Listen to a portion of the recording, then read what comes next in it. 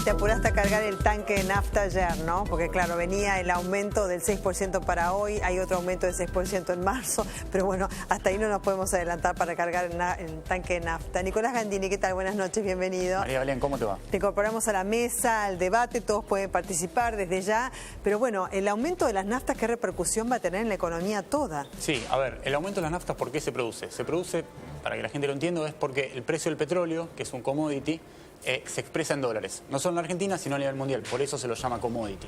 Vos tuviste una devaluación muy fuerte en diciembre, con lo cual la pregunta es ¿qué iba a hacer el gobierno con relación a el traspaso de esa devaluación a los precios en surtidores del naftas y gasoil? Lo que hizo el Ministerio de Energía a cargo de Juan José Aranguren es armó una mesa, sentó a los productores y a los refinadores, que no son los mismos, por ahí todos conocemos a Shell, YPF, Action, Oil, Petrobras, pero lo cierto es que los productores son otras empresas. Claro. Tenés a Pan American, tenés a Tecpetrol, tenés a la propia YPF, y dijo, bueno, ¿qué hacemos con esta situación? Lo que al acuerdo que se llegó es aumentar un 6% de naftas y gasoil, que se produjo hoy 0 horas, y en marzo seguramente va a haber un segundo aumento entre un 5 y un 6%, está por verse si se va a dar al principio del mes o hacia el final, va a depender muchísimo del nivel de paritarias que los gremios negocien con las petroleras. Está previsto para marzo, aunque probablemente se postergue en el tiempo, porque la situación es compleja. ¿Por qué es compleja? Porque a nivel internacional el precio del crudo está a $35. En la Argentina se paga $60 en promedio. Sí. La discusión que se da en muchos sectores es, che, pero ¿por qué si a nivel internacional está a $35, yo tengo que pagar un precio del crudo $60 que repercute eso en que tenga que pagar más caro el combustible? Entonces, es una discusión fuerte, economistas la dan y demás. Desde mi punto de vista, el gobierno de Mauricio Macri en este punto, en esta área específica, está dando una continuidad a una política que se inició con la recuperación de YPF, que es la mayor empresa del mercado, no solo del mercado, sino de la Argentina, que el año pasado invirtió $6.000 millones para explorar y para recuperar la producción de petróleo y gas. El sector de energía hay que pensarlo siempre a largo plazo. Tenés que pensarlo, es un sector estratégico, no por nada Estados Unidos, Europa, Medio Oriente lo piensan muy ligado a la seguridad nacional. Sí, digamos, ¿no? Y buscás el autoabastecimiento siempre. Siempre. Además, Nicolás, perdón, ese número de referencia que hoy mencionás como de $60, también regía cuando el precio internacional estaba oscilando los $100. Entonces, la idea del gobierno en aquel momento de Cristina Fernández de Kirchner, ahora de Mauricio Macri, pareciera ser establecer una continuidad para que el valor de referencia del dólar tenga una cierta continuidad y no esté tan sujeto a los avatares internacionales y por lo tanto fluctúe de manera tal que sea imposible planificar una producción de YPF, sea imposible planificar la exploración, que es lo que tanto se busca con vistas a esta idea de la soberanía energética. Era una compensación, digamos, cuando se fijó lo de $60 el barril. Fue una compensación que se acordó, digamos, con el gobierno de ese entonces.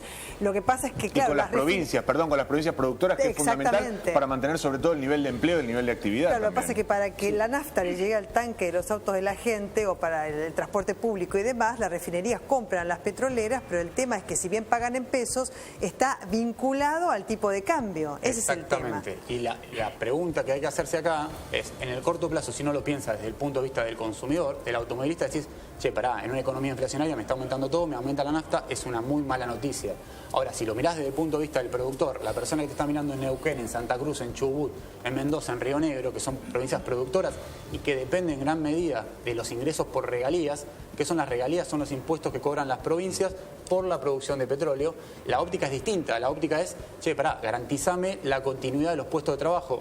La industria petrolera tiene 100.000 empleos directos más o menos. Y las finanzas de YPF tienen cerca de $8.000 millones de deuda y la verdad que no sé cómo quedarían los números de YPF si el barril de petróleo tuviera el precio de mercado, tuviera el precio real de mercado. Lo que pasa es que, claro, como durante tantos años la política fue desalinear los precios de mercado, ahora las empresas dicen, bueno, ahora que me toca a favor el precio de mercado más alto, bueno, pero en la práctica lo cierto es que los consumidores terminamos subsidiando a todo ese sector de la producción, lo cual ahí en algún momento se especuló, Julián, por ahí vos tenés algún dato de eso, se especuló de que el gobierno evaluaba bajar un poco el famoso impuesto a la transferencia de combustibles, un componente impositivo grande que tiene el precio de la nafta en surtidor, para de alguna manera compensar esto, ¿no? O sea, que tenga algún costo fiscal que sea compartido por parte del Estado y que no todo el subsidio sea de los consumidores. Hoy, paradójicamente, al revés de lo que pasa en el resto de la economía, donde el Estado subsidia fuertemente el consumo energético, acá es al revés, acá todos los consumidores subsidiamos debemos fuertemente a los productores de energía, a los productores de petróleo. Claro,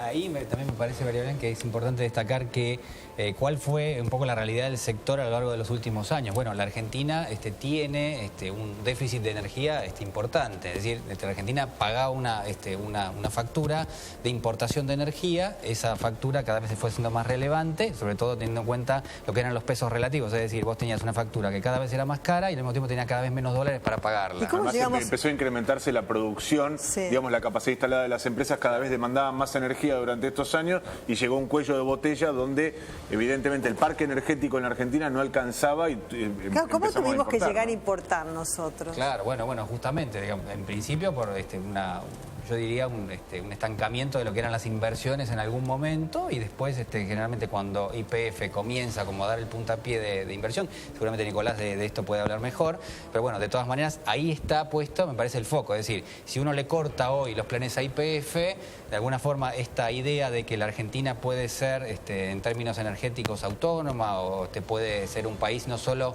que deje de importar, sino que puede llegar a exportar eventualmente, se cortaría de hecho. Claro, Entonces, eso se podría hacer. Ahora, Nicolás, vos hablabas, por ejemplo, de las provincias, ¿no es cierto?, que se ven beneficiadas por ser productoras de petróleo, de regalías y demás. Está bien, hablamos de las provincias y eso hablamos de estados federales y de fiscos.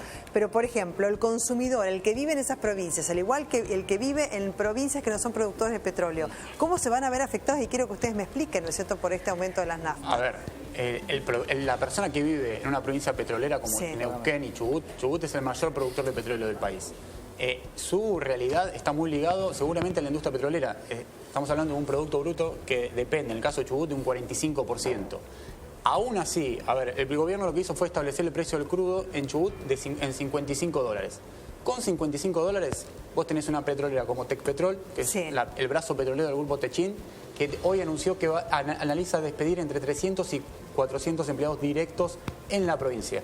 Multiplicarlo por 5 y tenés la afectación de empleos indirectos que están en riesgo. Esto quiere decir que... ¿Por qué los va a echar? Porque sostiene que aún ese precio de $55, como buena parte del crudo que produce lo exporta y recibe no ya el precio que subsidiamos todos con el precio que pagamos en surtidores, sino el precio de exportación, que son $35, no es suficiente para mantener el nivel de actividad. Entonces, es apenas una muestra de lo que puede pasar realmente si vos haces una transferencia o sea, ponés el precio de importación, el precio en Estados Unidos, por ejemplo, uno dice, che, pero pará, qué bueno, pago la nafta barato porque el barril me cuesta $35.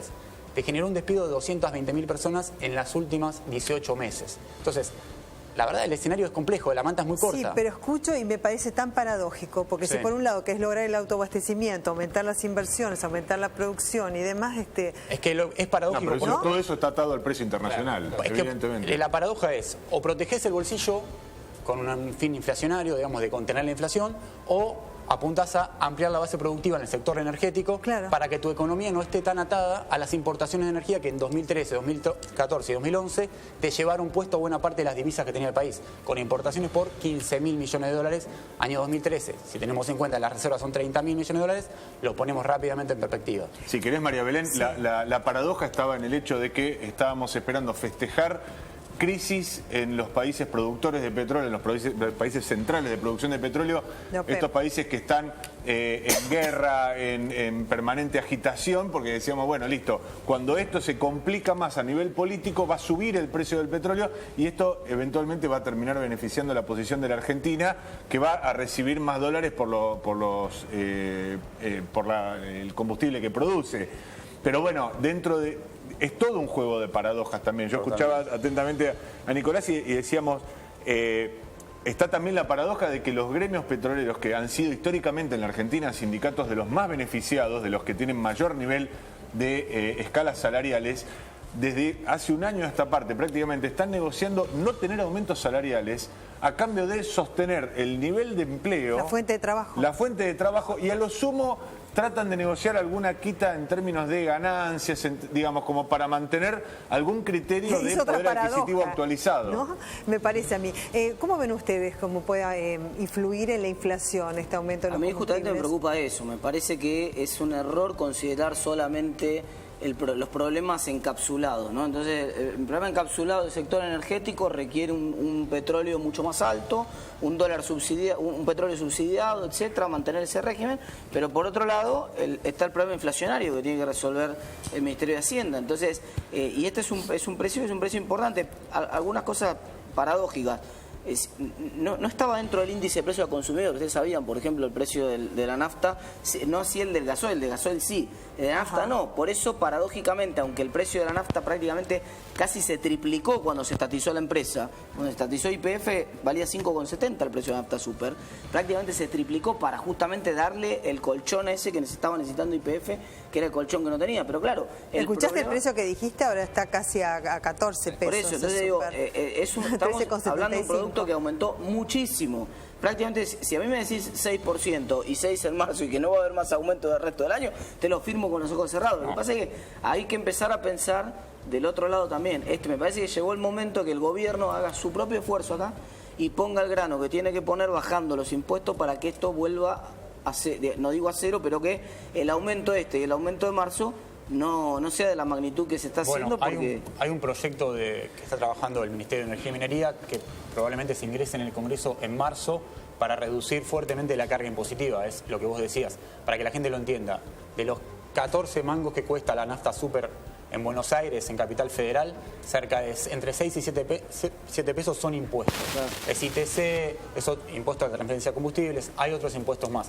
Que eso sirve para financiar al Estado y que el Estado pueda hacer un montón de obras, un montón de proyectos, por lo cual es súper valioso y también se coparticipa en las provincias. La pregunta es si ese guarismo de 45% que te representa hoy los impuestos sobre el precio final de combustible es sustentable, lo podés bajar un poquito, no lo podés bajar. Obviamente está por encima de la media a nivel regional, ¿no?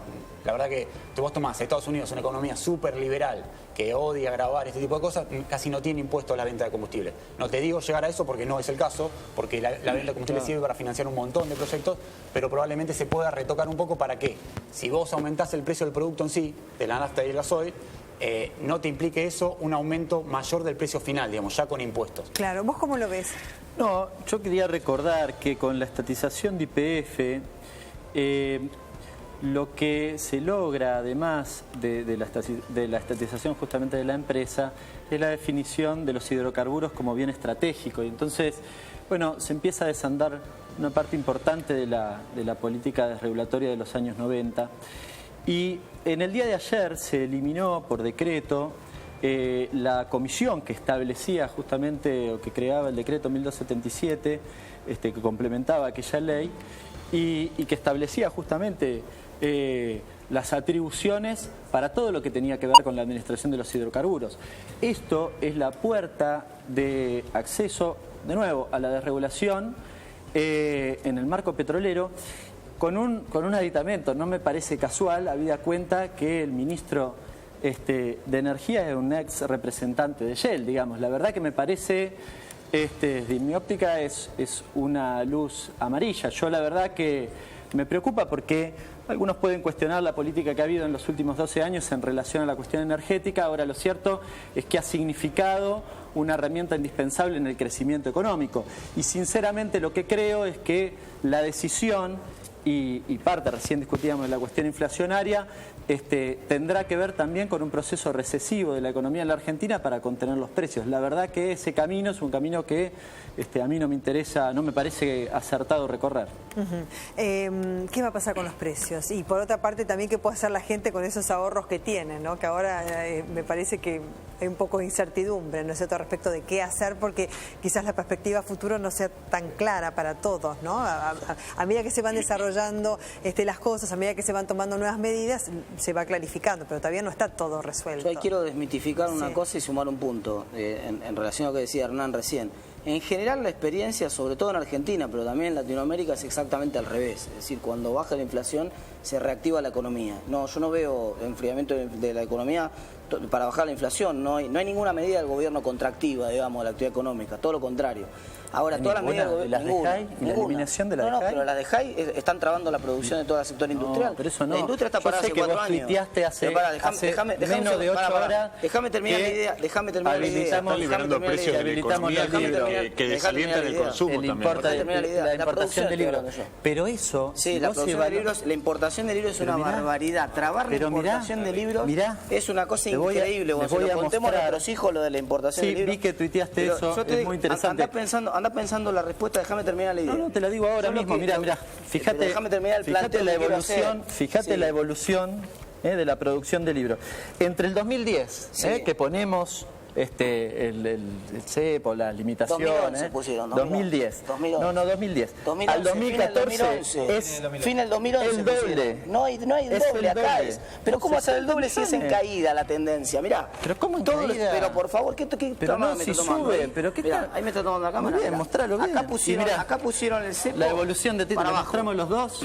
Así ven que los dos crecen. Se nota, ¿no? Que los dos crecen. ¿Se ve? ¿Lo ves? No, no se nota. Se nota que va para abajo. No? Pero ¿cómo no? Si acá pusieron... Lo estoy botando la cámara. Lo pusieron acá. Mirá los 3 años que siguió. Pero fíjate que la flechita va para arriba. ¿Qué va a pasar con los precios? Y los 3 años anteriores, para arriba. 3 años cayó y uno subió. Y los exportaciones, dicen, no ha habido exportaciones. 30 millones de dólares. No ha habido ¿hay alguna importaciones. conclusión? 40 millones de dólares. ¿Dónde nada, son 40 millones de dólares. No son buenas en términos de son los manuales de la precios. Son los manuales de o contención de los ciudadanos. Ay, me voy a una pausa. Y tenés que negar esto. ¿Sabés qué es la importación esa? Nos vamos a una confitería a la esquina.